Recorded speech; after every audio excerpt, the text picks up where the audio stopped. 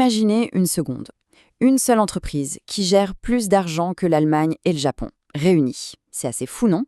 Eh bien aujourd'hui, on va justement plonger au cœur de cette entité.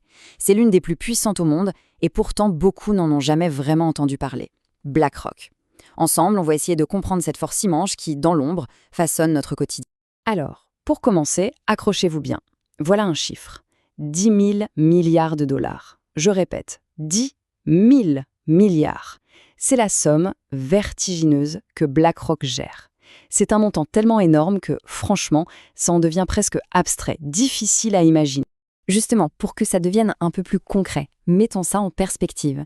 Ces 10 000 milliards, c'est plus que toute la richesse produite en un an par l'Allemagne et le Japon, combinés. Oui, on ne parle pas d'une simple entreprise là, on parle d'une entité financière qui pèse plus lourd que certaines des plus grandes puissances économiques de la planète.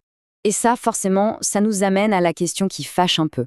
Au final, qui détient vraiment le pouvoir dans l'économie mondiale? Est-ce que ce sont seulement les gouvernements, les banques centrales qu'on connaît? L'histoire de BlackRock, vous allez voir, elle nous donne quelques pistes de réponse et elles sont assez surprenantes. Voilà donc le premier grand paradoxe de BlackRock.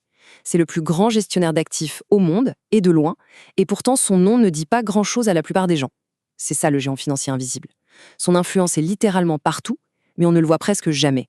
Alors, comment est-ce qu'un tel mastodonte a pu grandir comme ça, un peu dans l'ombre? Pour le comprendre, il faut faire un petit retour en arrière. D'où vient ce titan de la finance? Comment tout a commencé? On est en 1988. Un certain Larry Fink et quelques associés ont une idée. Une idée qui, à l'époque, est assez novatrice. Au lieu de juste chercher le profit maximum, ils vont se spécialiser dans la gestion du risque. Ils créent leur boîte dans un contexte parfait pour eux. La finance est en pleine dérégulation. Et là, c'est l'explosion. Leur croissance est fulgurante, ils enchaînent les acquisitions et surtout, ils lancent leurs fameux fonds iShares qui vont tout changer. Et attention, il y a un point vraiment crucial à comprendre. BlackRock, ce n'est pas une banque comme celle où on a notre compte. Ils ne prennent pas de dépôt, ils ne gardent pas l'épargne des gens. Non, leur job, c'est de gérer l'argent des autres. Et quand je dis les autres, je parle de clients énormes. Des fonds de pension, des compagnies d'assurance, des États souverains et aussi des millions de petits épargnants à travers différents produits. Une des clés de leur succès, c'est ça, les ETF. Ce sont des fonds qui suivent un indice boursier et qui sont très simples à acheter et à vendre. Eh bien, avec leur marque iShares, BlackRock est devenu le roi des ETF. Ils ont en quelque sorte démocratisé l'investissement en bourse pour des millions de personnes. Et en faisant ça, ils sont devenus absolument incontournables. Mais la puissance de BlackRock, ce n'est pas juste une question d'argent, loin de là. Ils ont une arme secrète, un avantage technologique absolument colossal. On pourrait même dire que c'est le vrai cerveau de toute l'opération.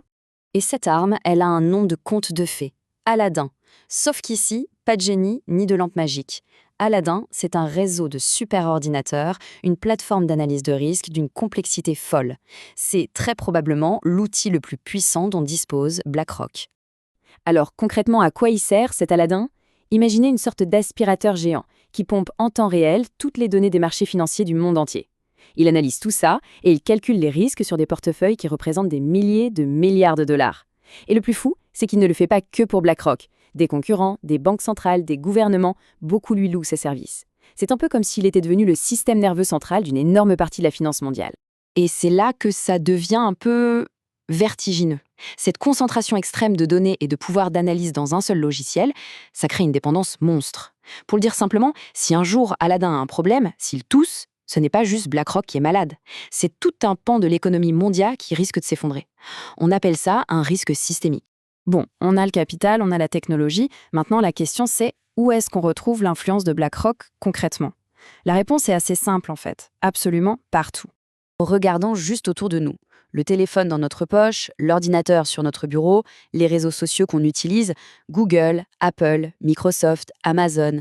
Eh bien, BlackRock, à travers les fonds qu'il gère pour ses clients, est l'un des plus gros actionnaires de toutes ces entreprises. Il a donc son mot à dire dans les sociétés qui façonnent notre ère numérique. Ensuite, les banques. BlackRock est aussi un actionnaire majeur des plus grandes banques du monde.